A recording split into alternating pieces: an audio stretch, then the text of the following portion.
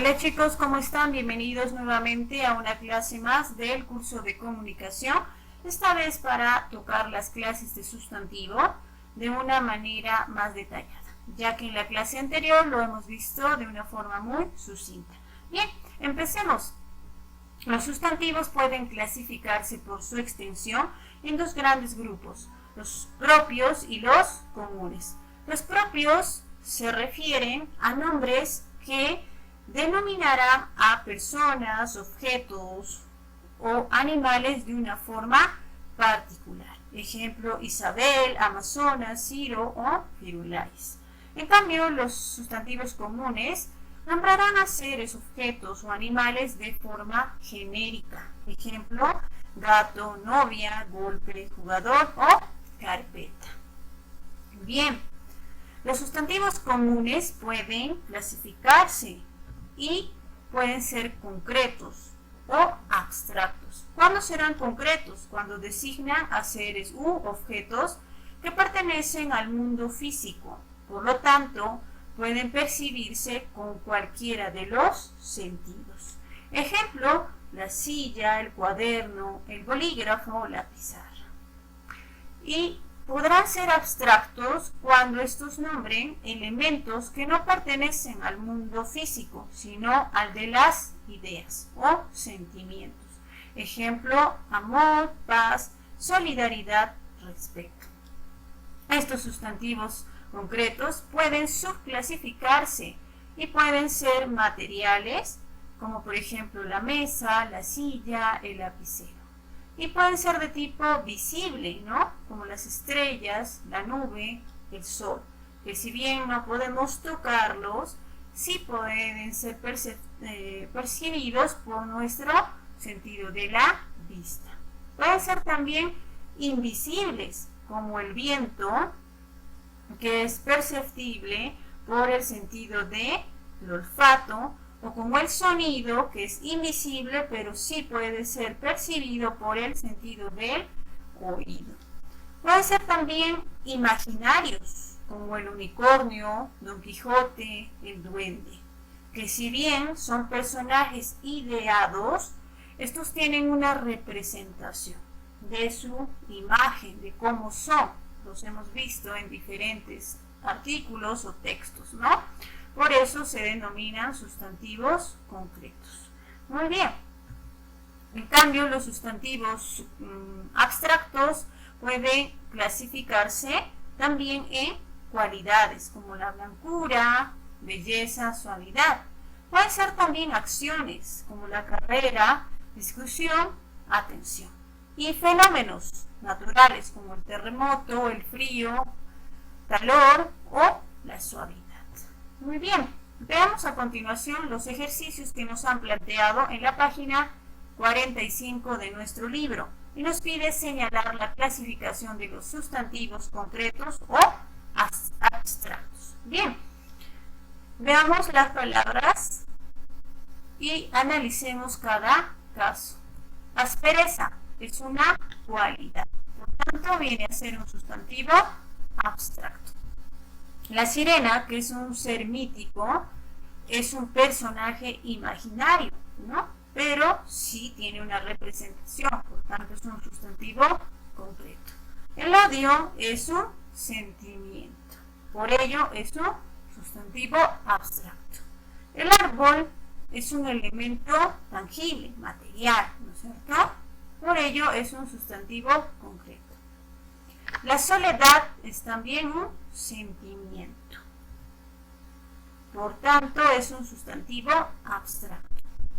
El ruiseñor es un tipo de ave, es perceptible con todos los sentidos, por tanto, es un tipo de sustantivo concreto.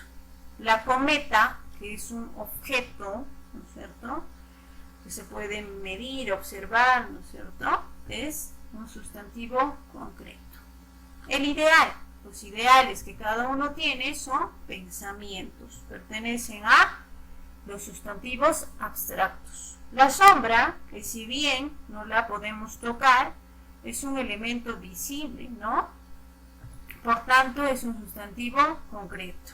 El aire que si bien es un elemento invisible, pero sí es sensible por nuestro sentido del olfato, ¿no es cierto? Por tanto, es un sustantivo también concreto.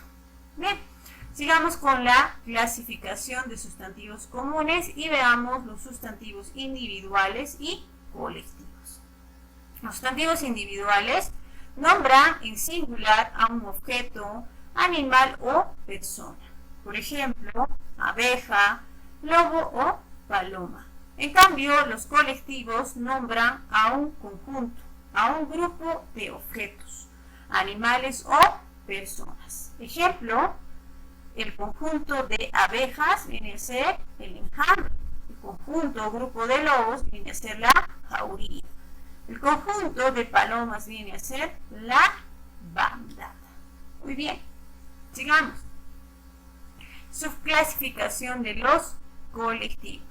Los colectivos podrán clasificarse en determinados e indeterminados. Los determinados indican elementos específicos, ¿no? Por ejemplo, el enjambre, que tiene como elementos de conjunto a las abejas. La piara, que también tiene a sus elementos determinados, que vienen a ser los cerdos, ¿no? La jauría, igual, que vienen a ser los lobos, o también se puede denominar jauría de perros, ¿no es cierto? Y serán indeterminados cuando el sustantivo es no conocido, no es específico. Por ejemplo, digo un grupo, una serie, un puñado, ¿no? O el gentío, ¿no es cierto? Son grupos indeterminados, ¿no es cierto? El elemento no está establecido, no es específico, ¿no? Bien, sigamos con los ejercicios que nos han planteado en la página 44 sobre esa clasificación de sustantivos, que vienen a ser los colectivos. Nos dice, escribe el sustantivo colectivo para cada propuesta. Bien, veamos, los peces forman el colectivo de cardumen. Los pájaros, una bandada. Los cerdos, una piara. El colectivo de caballos viene a ser caballada. El colectivo de mulas viene a ser la recua. El conjunto de ovejas es un rebaño.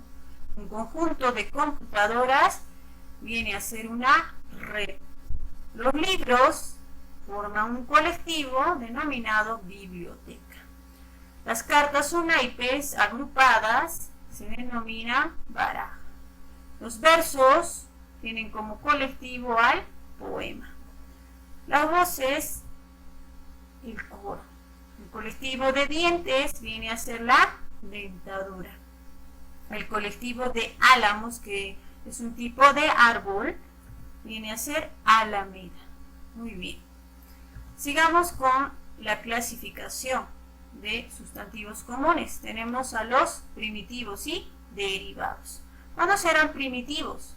Cuando sean sustantivos o palabras básicas que no posean morfemas derivativos. Por ejemplo, leche, pan, taza, sal, flor, ¿no? Son palabras básicas, sin ninguna derivación. En cambio, los sustantivos derivados son sustantivos a cuyos lexemas o raíces se les ha agregado morfemas derivativos. Hablo en su mayoría de sufijos. Muy bien, veamos. Por ejemplo, teníamos como sustantivo primitivo leche. El derivado vendría a ser lechero, ¿no? A la raíz que está resaltada de negrita, le he agregado este morfema derivativo, que viene a ser un sufijo. Muy bien. Al sustantivo primitivo pa, le he agregado también un morfema derivativo y he formado una nueva palabra que viene a ser un sustantivo derivado, panadería. Casa, casucha, igualmente, sal, dio origen al sustantivo salero. Flor, que dio origen al sustantivo derivado florero. Muy bien, siguiendo estas reglas, veamos ahora los derivados que pueden clasificarse en otros subgrupos. Por ejemplo, los derivados diminutivos, cuando han sido agregados por un sufijo que indica un tamaño pequeño, ¿no? O sesno, lebrato, lobesno, por ejemplo. Aumentativos, ¿no? Los sufijos que indicarán un mayor tamaño. Por ejemplo, caserón, portón o mujerón. Despectivos, cuando a las palabras iniciales se les agregue morfemas derivativos de forma despectiva. Por ejemplo, mujerzuela, poetastro, padrastro es otro ejemplo, libraco. Los patronímicos como Vázquez, García, Ibáñez, en este caso los sustantivos que han derivado de algunos nombres, ¿no? De Vasco, Vázquez, por ejemplo, González, de Gonzalo, ¿no es cierto? Esos son los sustantivos patronímicos. Los gentilicios que indican un lugar de origen, por ejemplo, peruano, afgano, habanero, regiomontano, ¿no es cierto? Tienen las terminaciones en su mayoría ano, ero o ense, ¿no? Nicaragüense, por ejemplo.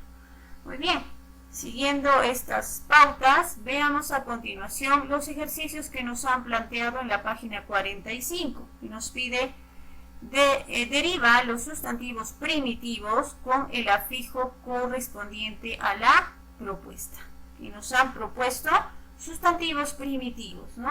Y lo que tenemos que hacer es formar sustantivos derivados, según la indicación. En este caso nos dice, con este sustantivo álamo forma un colectivo. Muy bien, ¿cuál será el colectivo?